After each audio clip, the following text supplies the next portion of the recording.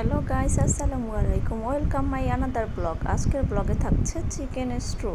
চলেন খুব সহজে আমরা কিভাবে চিকেন স্ট্রু বানাচ্ছি। এতে আপনাদের সবজি এবং চিকেন দুটারই ভিটামিন পেয়ে যাবেন। চুলায় একটা হাঁড়ি বসিয়ে দিয়েছি এবং সেখানে পরিমাণ মতো তেল দিয়ে নিয়েছি।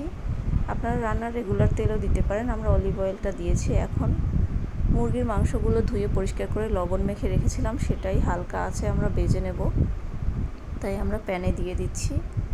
এভাবে আপনারাও প্যানে দিয়ে নিয়ে একটু রাখবেন। আর কি কি সবজি নিচ্ছি দেখেন, গাজর, বরবটি, পেঁপে, পটল, আলু, মিষ্টি কুমড়া, এগুলো সব কেটে দিয়েছি। এখন ধুয়ে পরিষ্কার করে পানি ঝরিয়ে রাখবো। এখানে একটু হালকা ভেজে গেছে এক সাইড, তাই আমরা উল্টিয়ে দিচ্ছি। এই পর্যায়ে আমরা গোলমরিচের গুঁড়োটা তেলে নিয়ে গুঁড়ি করে রেখেছি, সেটা একটু দিয়ে দিব। এই যে দেখেন আমাদের বড় রাঁধুনিও সে রান্না করছে, আনাবিয়াও সে রান্না করতে আসছে, তারও নাকি রান্না করতে হবে। এই যে নাড়াচাড়া করছে, দেখেন গোলমরিচের গুঁড়োটা উপর দিয়ে এভাবে ছিটিয়ে দিয়েছি। এই যে একটু ভাজা হয়ে গেলে এই সাইডটা আবার একটু উল্টিয়ে দিবেন।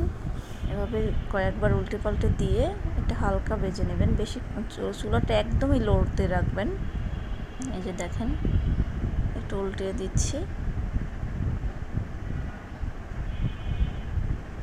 এভাবে করে যখন মনে হবে হয়ে গেছে 2-3 মিনিট পর, তখন আপনারা এটা তুলে ফেলবেন।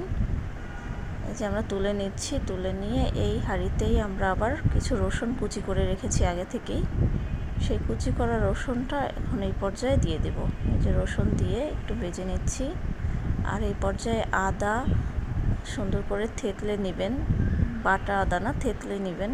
একটু বড় বড় কেটে থেতলে নিয়ে রেখেছি, সেই আদাটা আমরা এখন এই পর্যায়ে অ্যাড করবো। এই যে দিয়ে দিয়েছি।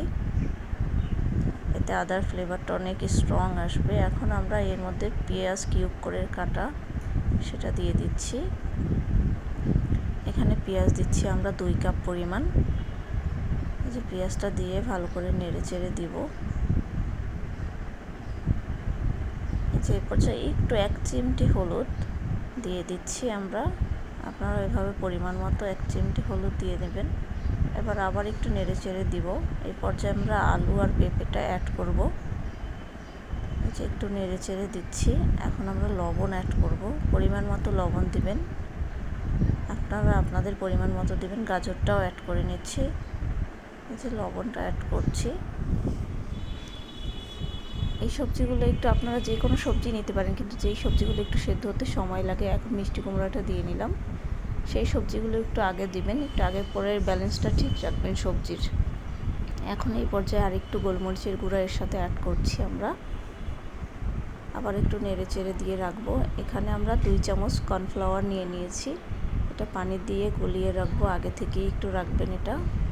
যে একটু ঢাকনা দিয়ে আবার মাঝে মাঝে নেড়ে চেড়ে দিচ্ছি। এই পর্যায়ে আমরা পটলটাও অ্যাড করছি। এই যে আবার একটু নেড়ে চেড়ে দিচ্ছি। এই পর্যায়ে আমরা পরিমাণ মতো পানি দেবো, তবে পানির পরিমাণটা অনেকটা বেশি দিবেন, কারণ একটা ঝোল ঝোল থাকবে। এই যে এখন ঢাকনা দিয়ে ঢেকে দিচ্ছি আমরা। বেশ কিছুক্ষণ পর ফুটে উঠলে তখন আমরা আবার ঢাকনাটা তুলে এখন নেড়ে চেড়ে দেব। আর চিকেনটাও এর সাথে অ্যাড করব। চিকেনটা অ্যাড করে আবার একটু নেড়ে চেড়ে দিয়ে ঢাকনা দিয়ে দিব।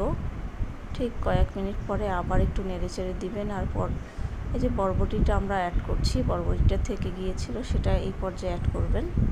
এর মাঝে যদি আপনারা অন্য কোনো সবজি নেন, ক্যাপসিকাম, সেটাও কিন্তু এই পর্যায়ে অ্যাড করবেন। যে কোনো সবজি নিতে পারেন যেটা আসলে এর সাথে যায়। এরকমের কর্নফ্লাওয়ারটা গুলে রেখেছিলাম, সেটা এখন এই পর্যায়ে অ্যাড করব। এই যে এখন ভালো করে নেড়ে চেড়ে দিব। নেড়ে চেড়ে দিয়ে আবার একটু ঢাকনা দিয়ে রাখবেন। এই পর্যায়ে আমরা ধনে পাতা কিছু আর লেমন গ্রাস বা সস পাতা বা কি বলে, কেউ স্যুপ পাতা বলেন, যেটাই বলেন না কেন, সেটা অ্যাড করেছি। এই যে এখন আবার একটু নেড়ে চেড়ে দিব। আর ঢাকনা দিব না, এখন 1 থেকে 2 মিনিট এরকম রাখার পরে চুলা বন্ধ করে দিব। হয়ে গেছে আমাদের। এরকমেরই ঝোল ঝোল পাতলা একটা ঝোল থাকবে, এরকম রাখবেন। তারপর তুলে নিব। আমরা চুলা বন্ধ করে নিয়েছি। এখন গরম গরম পরিবেশন করার পালা।